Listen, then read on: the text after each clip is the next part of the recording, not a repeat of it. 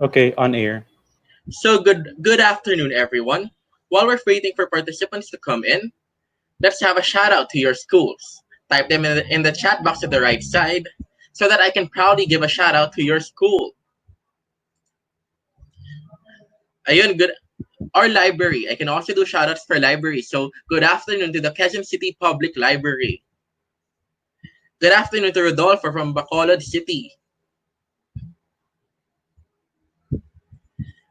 Good afternoon to Quezon City CD.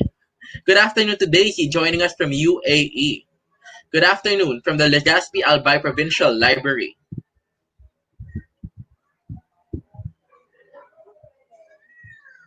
Good afternoon as well to Bacolod City. Let's wait for other participants to come in before we start this afternoon's series event. Again, good afternoon to Veronica from MSU IIT Iligan City. A blessed afternoon from Julieta Gaspar from Malolos City, Bulacan.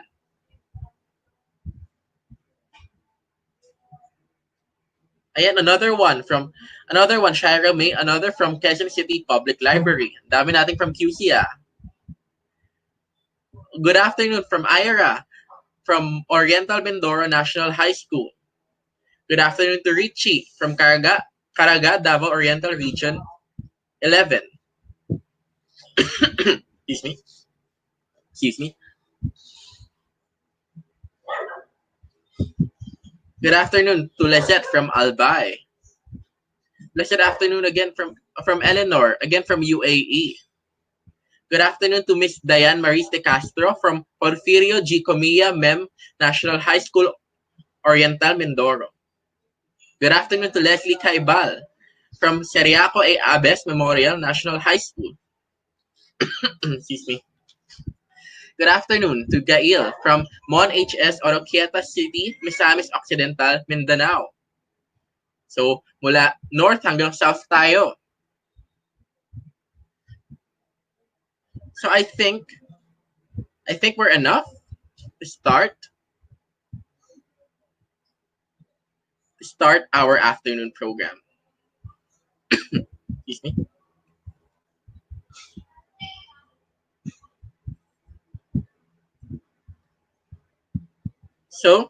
So good afternoon, everyone. To our morning participants, welcome back. This is LibSpeak 2020, Know Thy Ally Peace. It's an event done by the UP Future Library and Information Professionals of the Philippines, a student-run org under the UP School of Library and Information Studies. I'm Einar Abad, and I'll be your host for this afternoon's session.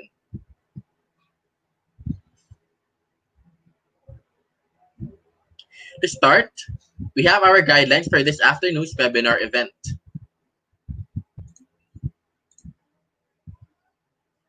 Thank you. So for the second part of our LibSpeak 2020, it would consist of the following. First, an extended Q&A portion that will consist of the questions that the morning participants had during the lecture series, which weren't answered yet. So they will be answered by our speakers, Mr. Daryl Marco, Ms. Manny Ruth Vire, and Mr. Roy Calilo. Unfortunately for us, Sir Roy is not here, so we'll be emailing the questions to him instead. We'll also have our Flip IT National Online Quiz Week via the Kahoot.it website. Simultaneous to that, we'll be showing the winning entries for our storytelling contest, after which we'll have a raffle, which only participants of this morning lecture and this afternoon's event may be part of. Once the broadcast pauses, please reconnect to continue streaming the broadcast. To register for the second part of the event, please click the link at the chat box or go to bit.ly/livespeak-contest. Now, let's watch two sets of AVPs. The first AVP is from UP Flip as it celebrates their 18th anniversary. UP Flip is now bolder, bigger, and better. Let's watch this. There's no sound po.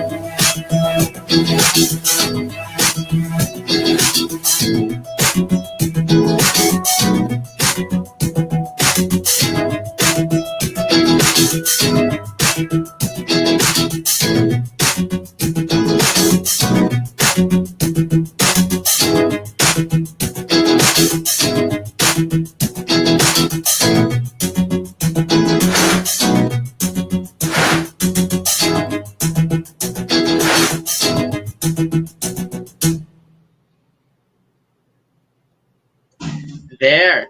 That's the the 18th anniversary video of UP Flip.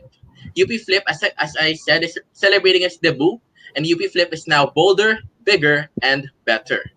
The next AVPs for the UA, Future Library and Information Professionals of the Philippines, a budding organization based on the University of Assumption. They're the very first sister organization of UP Flip, handled by Sir Roy Calilong. They have high hopes as an organization to spread the profession of library and information science to other schools as well. Let's wait for the video. While we wait for the video, we'd like to take this time to thank our wonderful alumni who have helped in making this event a success. So we have Mr. Nino Angelo Fernandez, Miss Chris May Amante, Miss Hannah Bontuyon, Miss Dia Marie Evangelista Abrigo, Mr. Ryan Joseph Abrigo, Miss Riel Jane Tanyag, Mr. Mark Elizier Pineda, Mr. Chad Aren Diaz, Mr. Rene Richie Monieza, Miss Rian Patricia Garcia, Mr. Patrick John Barahan, Miss Mary Allison Claude Laksamana, Mr. Gerard Amir Dalisay, Miss Nicole Zulueta, Mr. Brent Soriano, Miss Nadesia Balila, Miss Jaisel Marian Cabico. Thank you, alumni. This event wouldn't be possible without your help. So now, let's watch the video by UA Flip.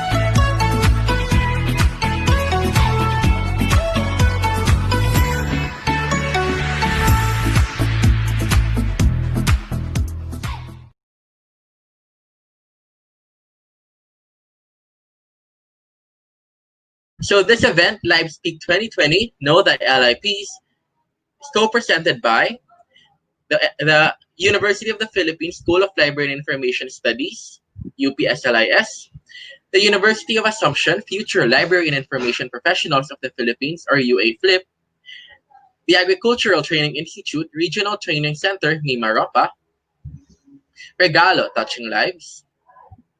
We'd also like to thank our online media partners, Inquirer.net, Inquirer Pop, and Astig.ph. Lastly, we would like to give thanks to our lovely sponsors, E4E Business Ventures, Golden Ray Direct Marketing, Britannica Digital Learning, and Ang Catalista. Thank you all. LibSpeak 2020 won't be possible without the help of our co-presenters, online media partners, and of course, our sponsors. So now let's watch an AVP from our sponsors. Hey, it's me, Guyito. Want to become a writer, artist, or photographer when you grow up? Test your creative skills with us. We're looking for kids aged 7 to 12 years old with unpublished work like articles, short stories, poems, essays, artworks, videos, and others. Join our award-winning team and be a part of our Kinderpop contributors and get your awesome work published for the entire world to see. Send in your work to pop at inquirer.net or visit facebook.com/inkpop to know more. Now let's show them how kids get it done. Got something you want to share to the world? We got you, fam! We are looking for awesome people like you who want to share content that deserve a spotlight on our site. Whether it's a list of everything you love about catos and doggos, pop culture related artworks, or even your own random photos, memes, and funny videos, we'd be happy to see it and share it to the world. Join our award-winning team and be part of our Inkpop creator community.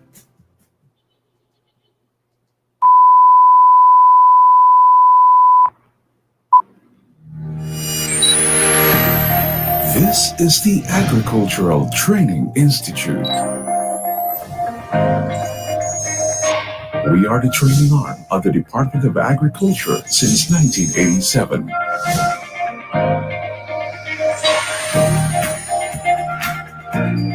the premier institution managing the country's extension services.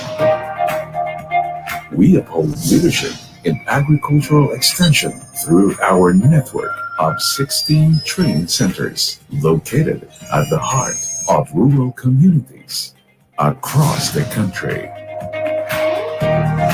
We equip extension workers, farmers, and other key players in agriculture with outcome-based knowledge and skills. Our services are anchored on 6 thematic platforms of our core functions. We synergize agriculture with informed and capable professionals, the farmers, the fishers, and their families, infusing them with knowledge, developing their skills with the mindset to make a difference in their community. Our passion to serve finds fulfillment as we inform,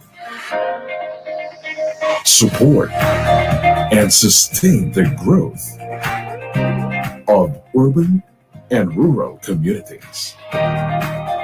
We connect with partners in agriculture to uplift the human capital and hasten socio-economic progress.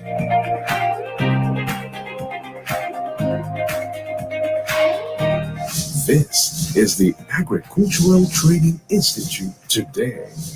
We are providing excellent extension services beyond boundaries.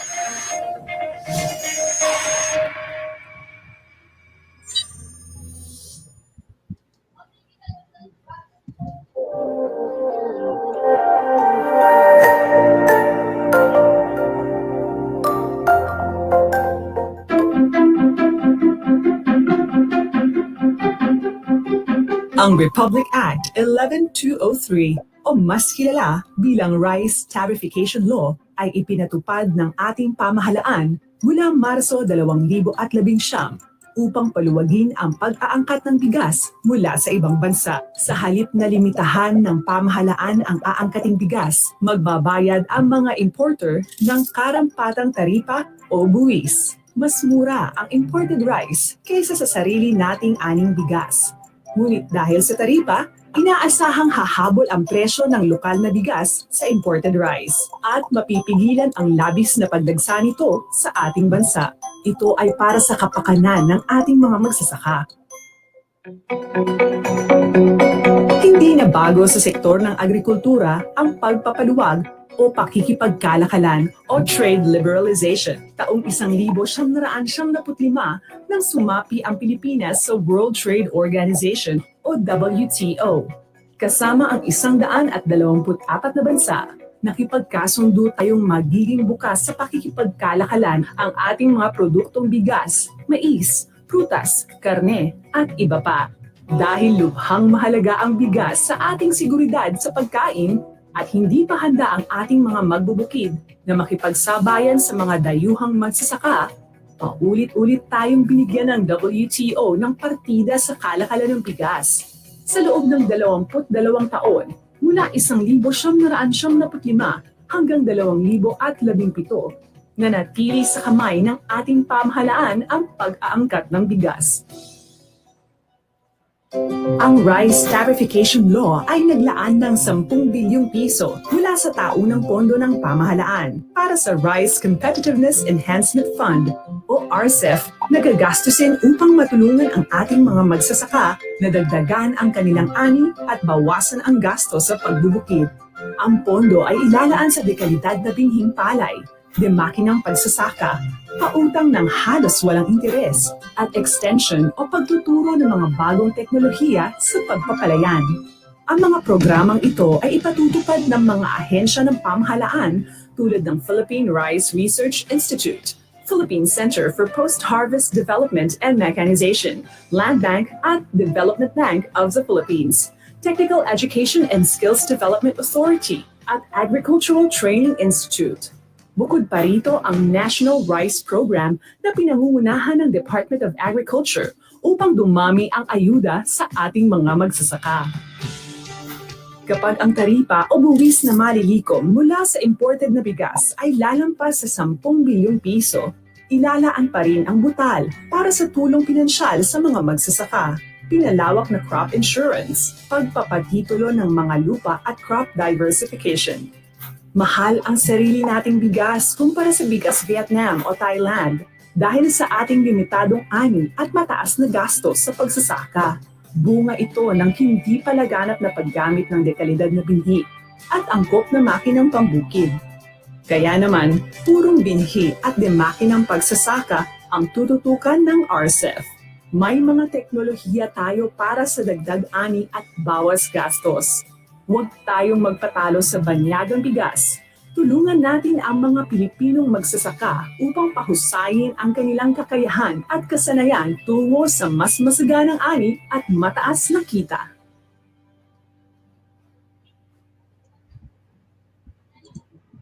Once again, thank you to our sponsors. So now, are the contestants for Flip.it ready? So without further ado, let's proceed with our national quiz bee competition, Flip.it. For the mechanics, participants will access Kahoot.it through their browser. The Kahoot application is highly discouraged because of its instability. At Kahoot.it, participants will use their own device, either a phone, a tablet, or a computer, to enter the game pin and then select their official registered nickname during the contest proper. Upon entering on the Kahoot.it page, press Start Now. Students shall answer the questions by selecting one of the 4 answer buttons on their own devices. The top 3 participants who get the highest scores will be declared champion, first runner-up, and second runner-up respectively. So here's a screenshot of the Kahoot website. Again, we're discouraging the use of the application because for the run for this contest, it's going to be unstable. So the screenshot at the left part is for the desktop browser, and the screenshot for the right part is from the mobile browser. So here is the Kahoot game pin. Again, the website is kahoot.it. The game pin is 046-55770. The Kahoot nickname format should be your school name abbreviation, underscore your nickname, underscore your preferred 3-digit combination. The example is PCS for Pateros Catholic School, underscore INOR, underscore 555. Only a maximum of 15 characters will be allowed. This Kahoot nickname format will be based on the G forms that you signed up prior to the event. So contestants for this Flip.it contest should have filled up the G forms prior to going to this event. Someone from the UP Flip already posted a link to the contest. So if you want to sign up for the contest still, you can still sign up and then go to the G forms provided in the chat box at the right side of the screen. So while we wait for the Kahoot to happen, so these are the problems that may happen while we do the Kahoot Quiz B. So if you lose your connection while answering, a pop-up screen will show once you refresh your web browser. Once you refresh your web browser and this pop-up screen shows up, just click Yes, That's Me, so that you'll be put to your previous question that you answered prior to your connection losing. So again, click Yes, That's Me if you lose connection and once you refresh your web browser. And again, the Kahoot game pin is 046-55770. And your Kahoot nickname format will be based on the G forms that you sent in the page prior to this event. The link is kahoot.it. So while this event takes place, the Flip IT National Quiz Competition will end by 2 p.m. The Kahoot.it Quiz B that you'll be accessing will be through a self-paced. So it will be up to you when you finish it. But there will be 40 questions. 20 of it will be about library and information science, the other 20 about current events. You'll be given 30 seconds to answer each question, and all in all, that will last for 30 minutes. You'll be given 30 minutes all in all to answer that. And so the Flip IT competition will end by 2 p.m. Whatever number you are by 2 p.m., it will be cut off. So better to start now. Better to start in 3 minutes by 1:30 so that you have 30 minutes to answer all of those questions. So while the Kahoot.IT event takes place, we're going to have in simultaneous our lecture series Q&A. As said a while ago, we had a lecture series in the morning, and we have unanswered questions from our audiences. Joining us here today is Ms. Manny Ruth Viray and Mr. Daryl Marco to answer the questions that our participants from the morning series had. So are you there, Sir Daryl and Ms. Manny? Good morning. Good afternoon, Miss Manny. Afternoon. So I think Sir Daryl won't be able to join us today. So it's only you for this lecture series questions. So let's. Oo, kasi I think madaling araw na doon ngayon. Oo nga po. So yung timing lang po talaga. So kayo na lang po. So ayun po, first question for you is, can you consider propaganda as a form of disinformation? Siguro maganda, let's define what propaganda is first. Yes. Propaganda is a dissemination of information, facts, arguments, rumors, half-truths, or lies to influence public opinion.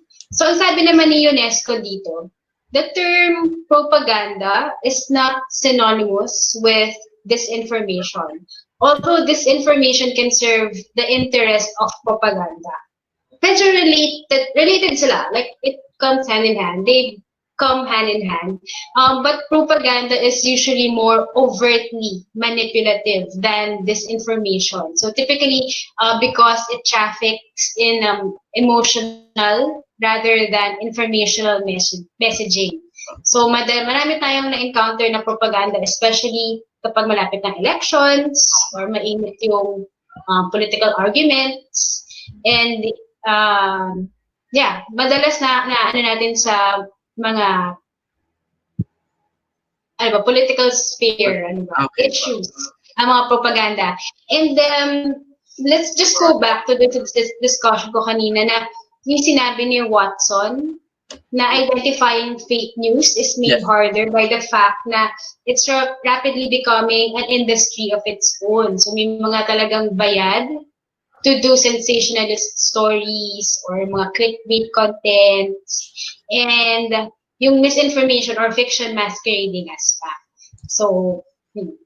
Tsaka pala yung sa unang question kanina umaga, if there's a law to criminalize people who spread fake news. Yes. I'd like to thank Sir George Rada. So, pinoward niya sa akin ito. There's actually a Senate bill. It's Senate Bill 1492. It's an act penalizing the malicious distribution of false news and other related violations. And it's sponsored by Senator Joel Villanueva. So in the Senate bill, it says that this bill seeks to penalize any person who maliciously offer, publish, distribute, circulate, and spread false news or information or cause the publication, distribution, circulation, or spreading of the same in print, broadcast, or online media. So to be covered under this act, such false news or information must cause or tend to cause panic, division, chaos, violence, hate, or must exhibit or tend to exhibit a propaganda to blacken or discredit one's reputation. So it's a Senate bill, and then hopefully after ilang reviews pa yan or hearing, siguro mapapass na rin siya. I hope I was able to answer your question. Thank you po. Sana nga po mapasa yung bill na yan kasi it's really timely now that the infodemic is happening, as said by your lecture. So before I forget, I want to announce to our audience who weren't able to watch the lecture series in the morning, tune into our Facebook page at facebook.com/upflip. We'll be posting the YouTube link to this morning's webinar, which will be uploaded in a few days from now. So, ayun po, next question po is what to do when it's big corporations that show fake news? I'm assuming lang na if you say big corporations, yung mga broadcast institutions, so they're regulated by laws and ethical standards, but somehow it also boils down to the level of ownership of these big corporations that sometimes it affects their bias towards news reporting. So what I'm saying is actually part of media literacy. But anyway, so the best way to handle yung mga nasasabi natin, di ba, masyadong biased na news reporting is to check other sources of information or news channels para mas maging balanced yung perception mo towards a certain issue or news. Okay po. Thank you po for that. So our third question is how can we trace the fake information and the true information? Always go back to the source, the original source. Ano lang, sometimes medyo mahirap na yung kasi forward. Pero actually, you can identify naman yung original source niya. Basta, halimbawa, sasagiin mo lang din. And kapag nangyari na, kapag naka-receive kayo nito, the best thing to do is to check dun sa mga official websites or official social media pages talaga. Like, for example, may nag-claim na this is from WHO or may doctor na member ng DOH or what, na claiming this and that. Kapag wala sa mga official websites ng WHO or ng municipal, ng local government ninyo or ng DOH, then sketchy na yun. Red flag na dapat. Okay po. So, basta hindi coming from an authoritative source, ayun. Yes. So next naman po is how does cultural background affect whether an audience believes in fake news? Culture largely affects how we treat information because it's widely linked to our educational system and literacy skills. Kasama na yun eh, education and literacy. So, mahalaga talaga na maging aggressive tayo and kumbaga mas maging aggressive in terms of promoting and teaching information literacy skills, media and information literacy skills, and most especially digital literacy skills. Okay, thank you po. So, yes, culture largely affects how we treat information. Sorry po, thank you po for that. So the next question is kind of a long one. So sabi niya, can we have a collaborative initiative for librarians or practicing librarians or libraries in charge where information, data, or posts can be fact-checked and validated with one official FB page using related technological tools to assess and verify its accuracy and truth? Okay, I think there's an initiative that began early March, led by UPSLI students and graduates. So they're collating fake news spread on social media. So I think si Nino Fernandez and his team. So he's currently a librarian at the Long Center of the Philippines, and then tandem din sila, of course, ng UPSLIS, if I'm correct. That's good to know po. Thank you po. So another question is questions in those steps against fake news that you said a while ago. Is that also the way to be vigilant against fake news or infodemic? Yes, the CRAP test is applicable to any information we receive, whether it's about the pandemic or any national issue. Actually, we use this method. We teach this method to our students in DLSU for their research requirements. So, kahit saan yan, pwede mong i-apply ang CRAP test in combating fake news or flagging fake news.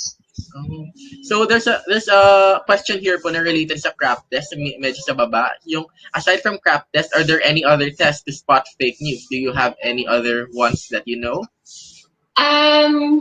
Meron dati, ABC, Authority Bias Currency, pero ano lang yun eh, parang it all boils down to the 5 concepts na meron si CRAP. So, iba-iba na lang talaga ng ang pagkaka-name ng like test or whatsoever. Pero sakop na niya yung ways to identify or spot fake news. Kasi nga, may currency na yung up-to-date test ng isang information and yung mga references na ginamit. Kasi tinitignan natin yun. Yung relevance, yun na nga. And then, authority, accuracy, and purpose. So, may iba, ABC. Yun. Okay po. Thank you po. So, another question is that, what to do po when people have limited access to media, example given TVs or radios, and that's their only source of information. Then they get news such as the gasoline unmasked or drinking hydroxychloroquine from there. How do we help these people? Get the help of the local community. So, sabi nga, it takes a community to raise a child. Ganun din naman.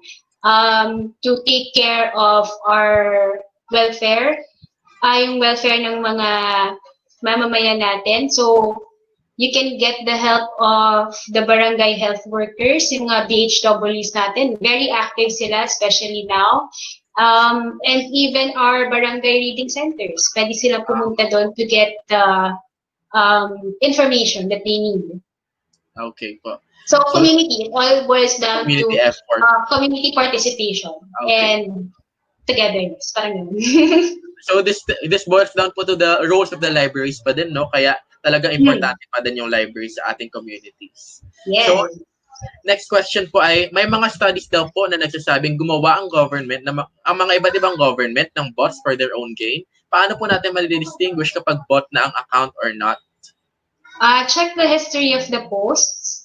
If it's not able to answer your questions directly or it doesn't remove your doubts about a certain issue, tapos paulit-ulit ang sinasabi, and the objective is to agitate or scare you, then most likely it's a troll or a bot.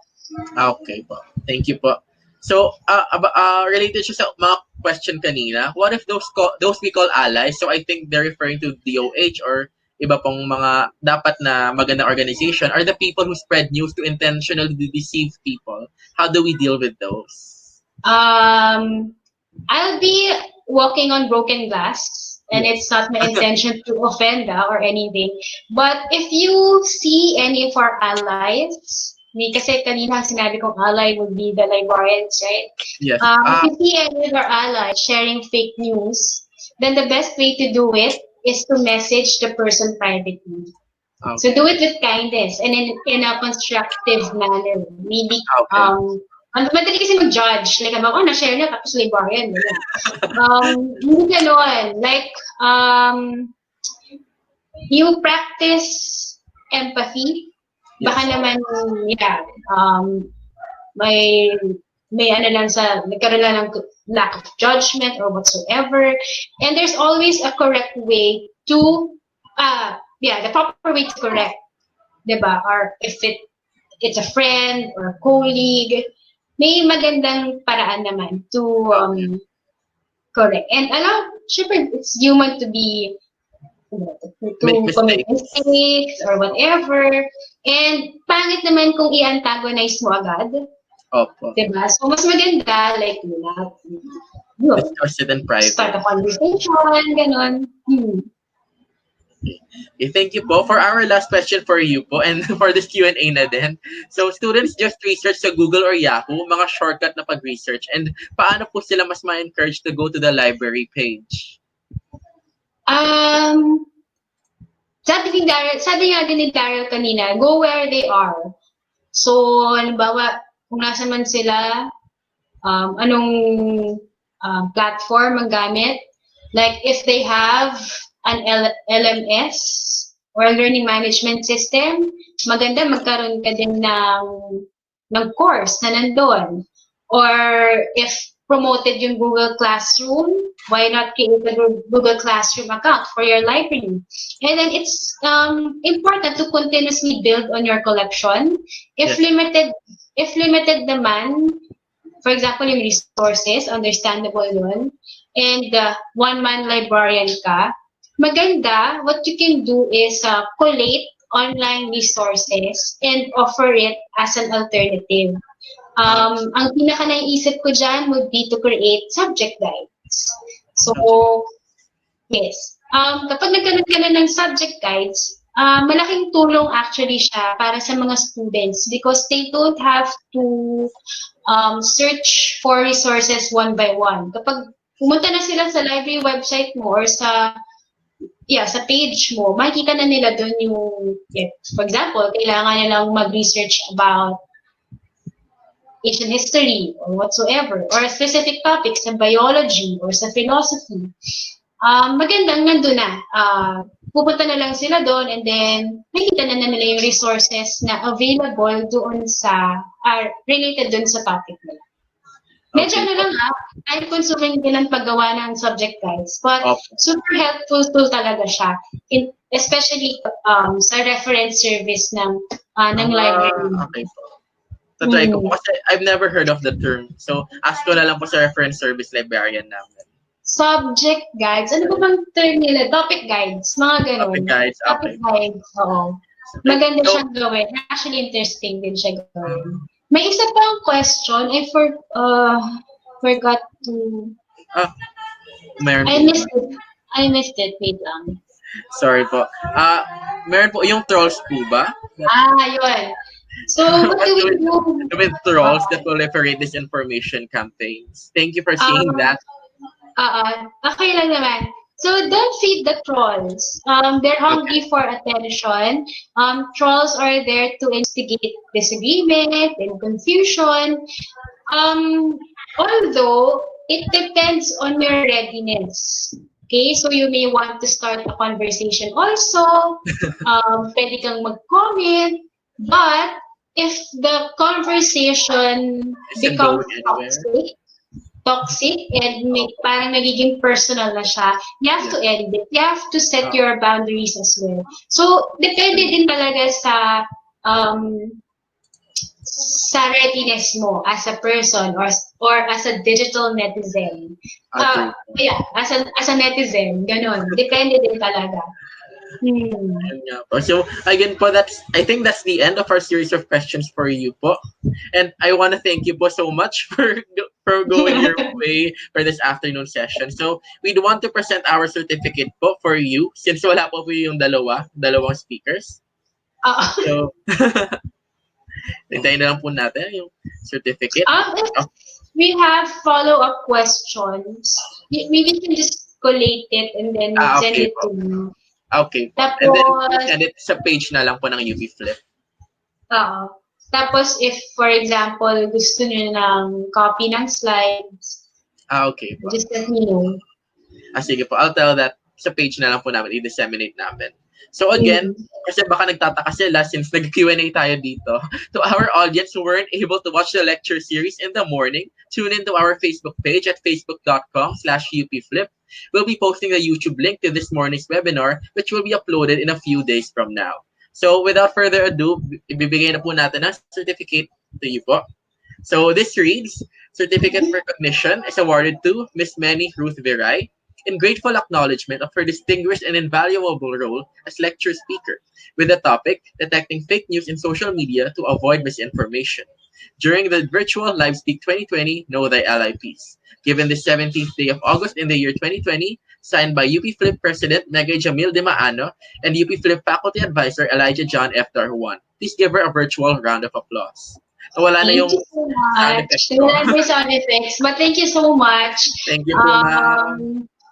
Actually, parting words, napakagandang training ground ang magkaroon ng student organization, especially during sa college. Kayo, napakagandang training ground ngayon, especially with UP Flip and UPSLIS. Maraming avenues to sharpen your skills, whether social skills pa yan or mga ano.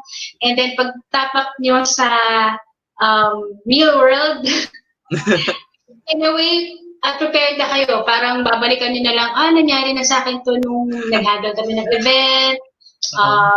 Kahit pag online, kumbaga may forum or whatsoever. So, yeah, keep up the good work. Thank you po. So guys, join UP Flip and UA Flip. and follow our pages. So thank you po again, Miss Manny.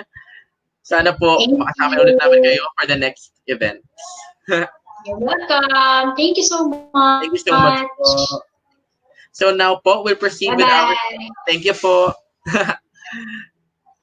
Now po, we'll proceed with our storytelling entry winners. For the storytelling contest, we have the following mechanics.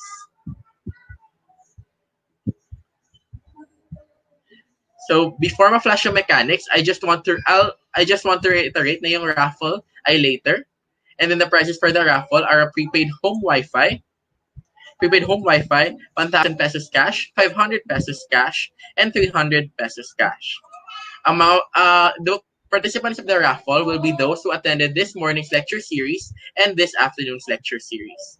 So without further ado, the virtual storytelling mechanics are the following. Each school may send more than one representative. All stories selected must adhere to the principle of CC BY open access. That's for the copyright. Stories may fall under any literary genre, and participants are required to accomplish the informed consent or agreement form and must be submitted together with a recorded storytelling video, maximum of 5 minutes only, and then scan copy of school ID at fliplibspeak@gmail.com. So here's our winner for this year's storytelling. But before that, our criteria for judging first. The criteria for judging are as follows. First is the content of the story, and that's 30%. The pronunciation of the words, and the enunciation and the diction, that's 15%. The fluency of the words, 15%. The overall performance of the storytelling, that's 15%. The creativity of the contestant in performing the storytelling, that's 15%.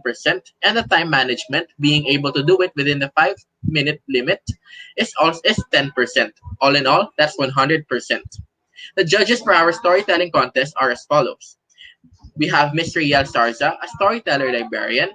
Miss Amihan Papa, a preschool librarian, now done with her MLIS and is an alumna of UP Flip. Also, another alumna of UP Flip that's a judge is Miss Nicole Biglete, and she is a former school librarian.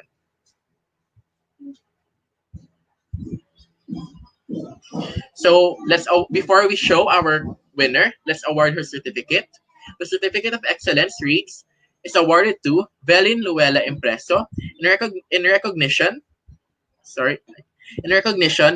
of her outstanding accomplishment as champion in the virtual storytelling contest during the virtual LibSpeak 2020 Know Thy Ally Peace, given the 17th day of August in the year 2020, signed by UP Flip Advisor Megay Jamil Di Maano and UP Flip Faculty Advisor Elijah John F. Darwan. Now, let's watch her performance.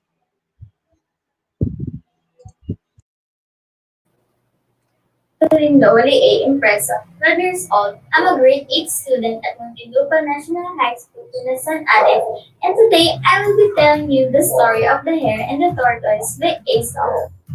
It was a bright, sunny day, and the animals in the jungle were celebrating Sports Day. The hare and the tortoise participated in a race. The proud hare was so confident of winning the race. When the race started, the hare ran very fast, leaving the tortoise far behind. Oh well, I'll just go slow and steady, said the slow tortoise. After a while, the hare turned back to look at the tortoise. I'll take Olaf first. I'm sure to win anyway, said the proud hare and dozed off. Soon, the tortoise passed by the sleeping hare. Suddenly, the hare woke up. I must have overslept. And so, he sprang up and ran as fast as he could. But the tortoise was already at the finishing line. Finally, the tortoise won the race. The moral of the story is slow and steady wins the race, and do not look down on other person's ability. As you see, that's our winning entry. Again, that's Vanna Luella Impreso. She won, and you see naman na very deserved ang winning entry natin. So her prize for the storytelling is a prepaid home Wi-Fi. Before we proceed with our raffle national online contest, let me just Thank again the alumni who made this Raffle National Online Contest possible. So we have Mr. Nino Angelo Fernandez, Miss Chris May Amante, Miss Hannah Bontuyan, Miss Dia Marie Evangelista Abrigo, Mr. Ryan Joseph Abrigo, Miss Riel Jane Tanyag, Mr. Mark Elizier Pineda, Mr. Chad Aren Diaz, Mr. Rene Richie Monieza, Miss Rian Patricia Garcia, Mr. Patrick John Barahan, Miss Mary Allison Cloud Laksamana, Mr. Gerard Amir Dalisay, Miss Nicole Zuelta, Mr. Darren Lambert Bautista, Mr. Brent Soriano, Miss Nadesha Varela, and Miss Jaisel Marian Cobico. Thank you for your help, alumni, in making this raffle national online contest possible. So the mechanics for our raffle online contest are as follows. Everyone is entitled to one raffle entry.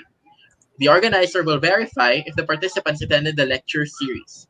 The draw will be conducted online on August 17, 2020, Monday, during the webinar from 3:10 to 3:30. Please disregard the time. The raffle will be drawn in a bit in 5 minutes, and I just hope you're ready. The host, that's me, will announce the winner, and the winner of the raffle, this is important, shall present themselves within the 20-second time limit by messaging their full name in the webinar's chat box. Failure to do so within the given time interval will result to their disqualification. This is important because if I call out your name and then you don't present yourself within the 20-second time interval, you're gonna forfeit your win, and we're gonna call another person to win for your place. So the prizes for the raffle are as follows. We have 1, 2, 3, 4, 5, 6, 7 different prizes for the raffle. We have 300 pesos cash prize, 500 pesos cash prize, another 500 pesos cash prize, 1,000 pesos cash prize, another 1,000 pesos cash prize, and a home prepaid Wi-Fi. So while our contestants are setting up for while our organizers, our organizers are setting up the raffle entries, because there's a lot of people who joined this morning session who also joined this afternoon session. While they're collating that, let me call a shout out for your schools. Please type your schools below, or your libraries, so that I can give them a shout out, which will be heard in our YouTube live as well. So I'm gonna assume that's a shout out from John Pros Valencia. Good afternoon to you.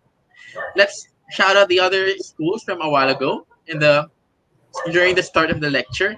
Their shout out to the Albay Provincial Library by Lourdes Santiago. Shout out to the Bulacan State University from Giandrel Maxion. Shout out by Mary Ann Padua to the PUP Lopez Quezon branch. Shout out by Johan Reyes to the Rizal National High School. Shout out to the Quezon City Public Library by Myrene Melanio. Shout out to Mary Rose Navarro from the University of Perpetual Health System Laguna Main Library. Shout out to Grace Ann Velias from the Quezon City Public Library again. Shout out to Sheila Ang, the ABE International Business College. Shout out to Marisol Galang from the Holy Angel University Library, Angeles City. Shout out to Jodeline Sepulchire, University of Cordilleras Libraries. So I'm having message that the raffle is already done. Let's just wait a bit more for the raffle to proceed, for the raffle entries to be shown, and the raffle winner to be declared. An announcement also: in 4 minutes, the Flip.IT Quiz Bee will be closed. So contestants, mark your answers already and quickly answer your questions. So let's now proceed with the winners for this day's raffle entries. Arvin, are you there? So while Arvin is not yet here, let's do more shout outs to your school. So shout out to Leslie Caibal and the Minscat Library Mindoro. Ayun, shout out daw, sabi ni Neil, from the BLIS 225 Philippine Normal University. Ang specific naman nun, Neil. Shout out to the Government Alfonso D. Tan College from Cristel Val Rio. Shout out to the Gideon Academy, Pasay City from Therese Melinda Castañeda. Shout out to Raquel David from the Holy Angel University, Angeles City. Shout out to the DLSU Libraries Manila by Ulysses Fadrilian. Shout out to the La Verdad Christian College, Apalit Branch from Romel Senyar. Shout out to the General Pio del Pilar Elementary School, Maine, from Nympha Pulgar. Shout out, ay, section daw ni Neil yun. So shout out sa section ni Neil na BLIS to nawala na. Pero shout out sa section ni Neil Angelo Liagas. Sana nakikinig kayong mga magkaklase. So shout out to the San Beda College Alabang librarians. Shout out to the Dagupan City Public Library from YouTube Live. So may mga YouTube Live na po tayo na mga participants right now. So I'm just getting word that we're having technical difficulties. Naglo-load lang yung webinar from the end of our organizer who's handling the raffle entries. While that's happening, let's do a Q&A with our audience. So type in kung what makes LIS special for you. Sige nga, pagandahan ng mga sagot pang Miss Universe. What makes LIS special for you guys? Sa akin, what makes LIS special for me is that it's a unique profession, very diverse, and sure na you'll have a path for you once you graduate from LIS. Kayo ba, audience? What do you think makes LIS special? So, never mind the Miss Universe question. LIS is special for me, sabi ni Neil.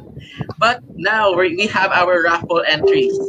So, Arvin, nasa na yung mga names natin for the raffles? Ayan, so babasahin ko daw po isa-isa yung mga names ng entries natin. Kasi, ganyan tayo kasipag sa UP Flip. So, for our raffle entries, that's Leslie M. Caibal, Diane Marie De Castro, Ira May Adra, Lina Andal, Karen A. Tulay, Diane Faye Tugade, Diane Peñafiel, Rose Ann Benyosa, Princess Anne Abac, Mary Grace Villapando, Alma Katibog, Reyna Madriaga, Jocelyn Bernardo, Mark Jason Alcobera, Michael Hugno, Joanne Domingo, Kima Sirot, Mary Lou Espiritu, Mary Rose Navarro, Nigel Edianon, Joanne Domingo, Marian Narciso, Evelyn, nag-skip tayo, Evelyn, pakibalik mo kay Evelyn. Browse na lang. Okay, browse na lang pala. Marami, 1,500.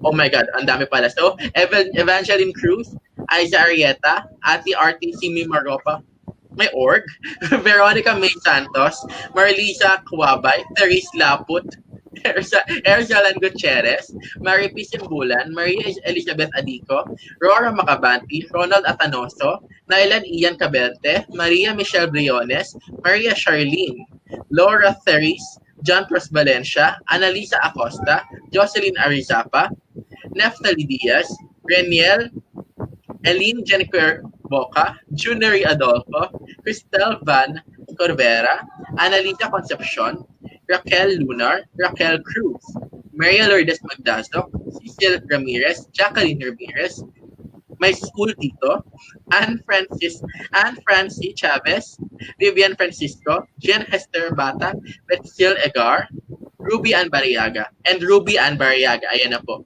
So kapag hindi po na-mention yung pangalan ninyo, hindi po yun ibig sabihin na wala kayo sa listahan. Kung kayo umattend sa morning session natin and are also registered in this session, you'll be part of the list and you can be a winner po.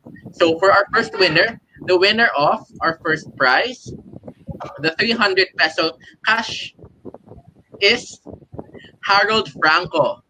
So, Harold Franco, are you there? Please state your full in the chat box if you're there. Gcash yan? Yes po, via Gcash po siya, ma-award. So, Mr. Harold Franco, we're giving you 20 seconds to chat sa link sa baba. Ano yan eh? Founding member yan si Harold eh. Oh.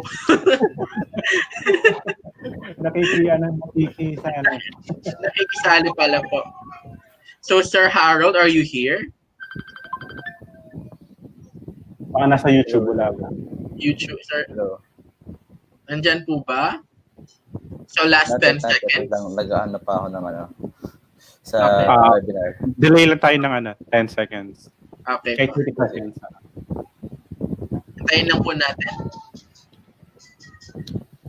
So in 10 seconds, if wala pa si Sir Harold, we're gonna forfeit his win. Kung nandyan po kayo, pagalawin niyo po ang baso. Okay, I think wala. Okay, so 5, 4, 3, 2, 1. So mukhang wala nga si Sir Harold. Let's pick another one for the 300 pesos GCash prize. So our winner is Jose Carlo Ibabaw. Sir Jose Carlo Ibabaw, are you there? Are you there, sir? Mr. Jose Carlos Ibabaw? Chat na lang po kayo either sa YouTube live stream or dito sa ating chat box sa webinar chat. Are you there? Mr. Jose Carlo Ibabaw? You have 20 seconds to present your name sa chat box below. Maraming chance ang mga nanonood ngayon. Oo nga. Basta nandito kayo ngayon at umatan kayo sa kaninang umaga, may chance yan. Madami tayong prize, guys. Sir Jose Carlos Ibabaw, last 10 seconds. Ayun, Jose Carlos Ibabaw, sir. Yes. Nandyan siya as a winner for 300. Organizers, please take note of Sir Jose Carlo Ibabaw. We'll be messaging you after our webinar. So please keep in touch na lang po. So thank you and congrats for your 300 pesos gift certificate, gift GCash. So for our next prize, that's the 500 pesos GCash. So sino ang ating winner?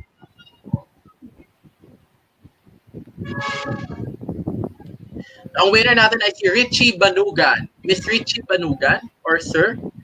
Tama, Miss or Mr. Richie Banugan, nandito po ba kayo? Palagay na lang po sa chat box sa right side kung nandito kayo. Ayan po si Miss Richie Banugan. Yes. Congrats sa 500 pesos GCash. So ayun po, organizers, please take note of Miss Richie Banugan. Iko-contact po namin kayo after the webinar. So, ayan, thank you po, Miss Richie P. Naugan. Okay, so next po, winner again of a 500 pesos GCash. That's Mary Grace Manzanilla. Miss Mary Grace Manzanilla, nandito po ba kayo? Pagalawin niyo ang baso. Miss Mary Grace, you have 20 seconds to chat your full name para ma-recognize namin kayo as a winner. Are you there, Miss Mary Grace Manzanilla?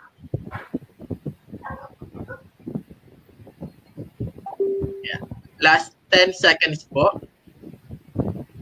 Nandyan po ba kayo? Miss Mary Grace Manzanilla? I guess wala siya. Last 5. Yan ang mga dasal ng mga nanonood. Oo nga, para pupunta naman sa kanila. 3, 2, 1. Okay, Miss Mary Grace, sorry. Wala po yung... Okay, wala po kayo. So we'll pick another winner for the 500 pesos GCash as well. Ayan, more chance of winning nga daw, sabi. So our new winner is John Prost Valencia. John Prost Valencia, are you here? Pa-chat na lang kung nandito ka. Parang nandito siya kanina. Parang nabasa ko yung name niya. Mr. John Prost Valencia, please chat sa chat box ng Webinar Jam or ng YouTube Live if you're here. Mr. John Prost Valencia. Ayun, si John Prost Valencia.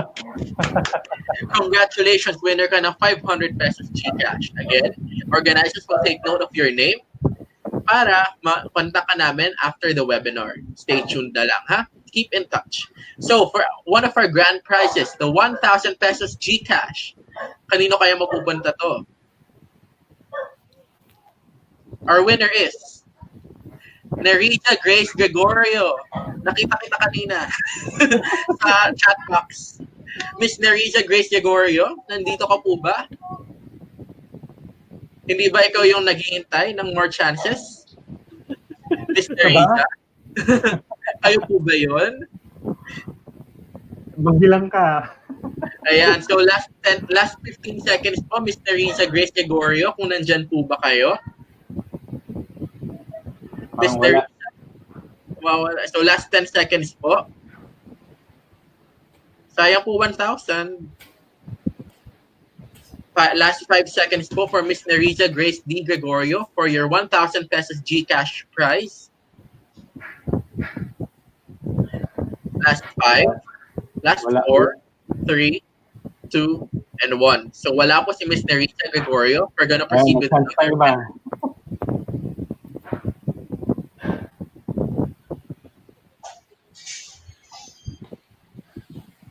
So our winner is Miss Annalisa Concepcion. Miss Annalisa Concepcion, are you there? Miss Annalisa Concepcion. Kapag kung nandyan ka, pagalawin niyo po ang baso at mag-chat box po sa chat sa baba. Miss Annalisa Concepcion. Wala rin sa YouTube. Wala din po sa YouTube. Last 10 seconds po for Miss Annalisa Concepcion. Kung nandyan po kayo, pa-chat na lang po ng name. Wala. Last 5, last 4, thrice, twice, once. Okay, move on to another winner. Ayaw talaga magpapanalo ng 1,000 pesos ha. Ayun siya, lumabas. Ay, ayan si Ana, Miss Anna. Mary Grace Manzanilla ba yan? Ayun siya. Mary Grace pala, Mary Grace. Ayan, Miss Mary Grace. Siya po ba yung kanina? Arvin? Arvin siya ba? Sir, di ko po check yung kanina, sir. Move on na po tayo kasi po na-late po. So, ang winner natin, ayan po, si Rosella Magday for the first 1,000 pesos GCash. So, Miss Rosella Magday, congratulations po. Kayo po ang panalo ng una nating 1,000 pesos GCash. Kakontakin po namin kayo after the webinar.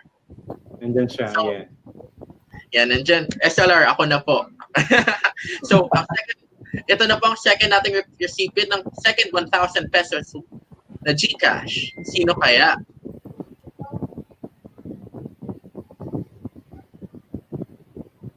Kinakabahan ako. Kinakabahan na. Okay, si Mr. Richard Montañez. Nandyan po ba kayo, Mr. Richard Montañez? Kayo po ang second winner ng 1,000 pesos cash prize from GCash. Mr. Richard Montañez. You have 20 seconds to show your name.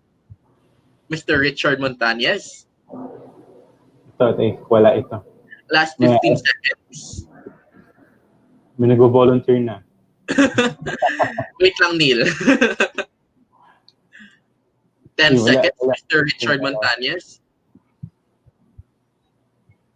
5, 4, 3, 2, 1. Okay, Sir Richard, forfeited po yung win ninyo. So again, our winner for 1,000 pesos cash prize from GCash is Miss Charlotte Lynn Miranda. Miss Charlotte Lynn Miranda, are you there? Pagalawin niyo po yung baso at mag-chat po sa chat box. Nandyan po ba kayo? Wala.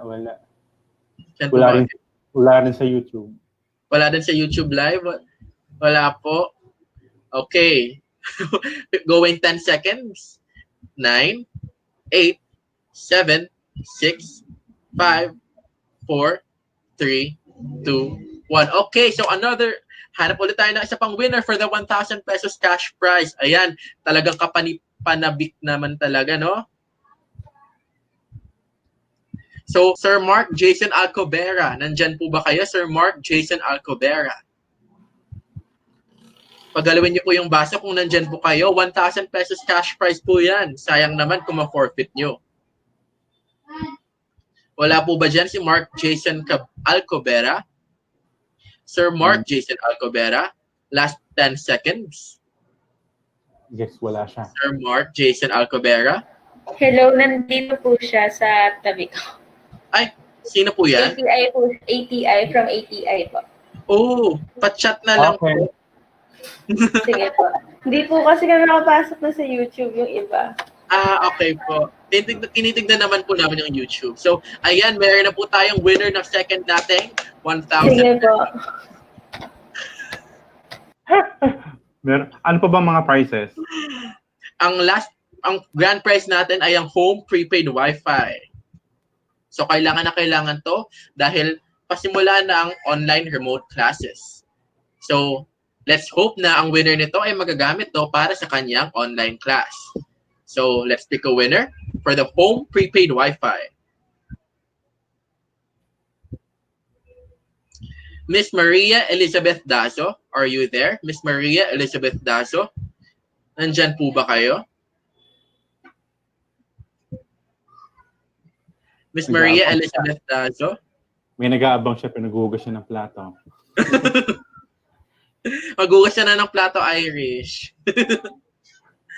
Nandyan po ba si Maria Elizabeth Dazo? Last Wala 10 seconds. 5, 4. Ayun, Miss Maria Elizabeth Dazo bumabol. Ayan po. Congratulations po. Kayo po ang winner ng ating home prepaid Wi-Fi, Miss Maria Elizabeth Dazo. Kukontakin po namin kayo after the webinar. So stay tuned na lang po. Thank you po. So thank you again to our winners.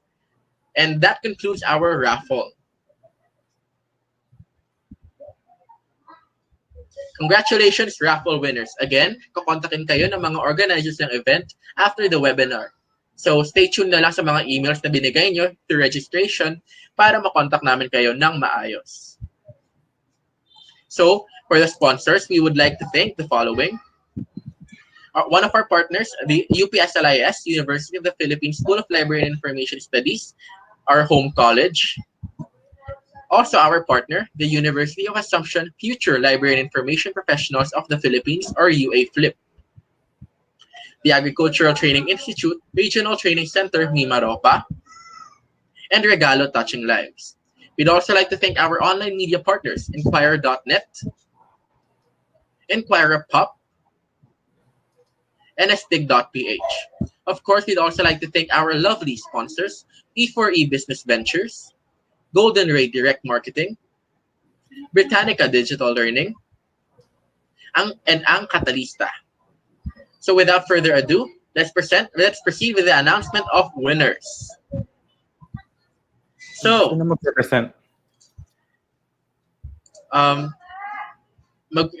mag-share screen daw ng Flip It winner. Okay. Si Arvin. So ayan. So drum roll. Wala akong sound effects. Sorry guys. Kinuha yung phone ko.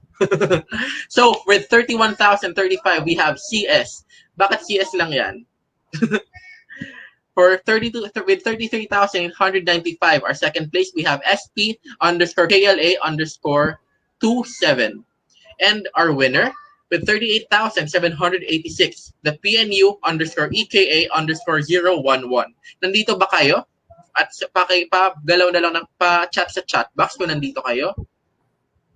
Kung nandito ako si CS, si SP, KLA 27, at saka si PNU, EKA 011. Nandito ba kayo? Para ma-congratulate namin kayo ng maayos.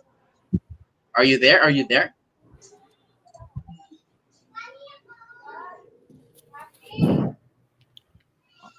Are you there? Wala kayo dyan. Malis na ba kayo? Oy, kanina sa klase mo ba yung iba? Ay, PNU nga. Oh my God, PNU yung winner natin. Congrats daw from me. Okay, si SP27, si Miss Clarissa. Miss Clarissa, ayun. Clarissa. Then si PNU Ika ata si Miss Erica Manique. Tama po ba? Okay. Ayun, Erica Manique. Yung CS, we don't know yet. Sino po yung CS po? Sabihin niyo na lang po sa chat box if ever nandyan kayo. Para ma-congratulate namin kayo ng maayos. If they want to claim po na yung para po claim din yung screenshot na lang yung nila, yung phone. Yes po, opo. Bale po ang mangyayari po for our winners, please send a screenshot of your phone to our email at philiplivespeak@gmail.com para ma-prove na kayo ang winners for this flip.it. Again, kung nandyan man kayo, winners, for you to prove your win sa amin, please show sa email namin, fliplivespeak@gmail.com, na kayo nga ang winners. So, show a screenshot of your device showing na Ito yung score nyo, and kayo ang third, second, or champion. For our third place or second runner-up, your prize will be a 500 pesos cash prize from GCash. For our first runner-up or second place, that's a 1,000 pesos GCash prize. And for our champion, PNU ECA 11, that's a tablet from UP Flip. We'll coordinate with you via email, and again, send your winning scores sa amin through email. Congratulations sa inyo. So let's proceed with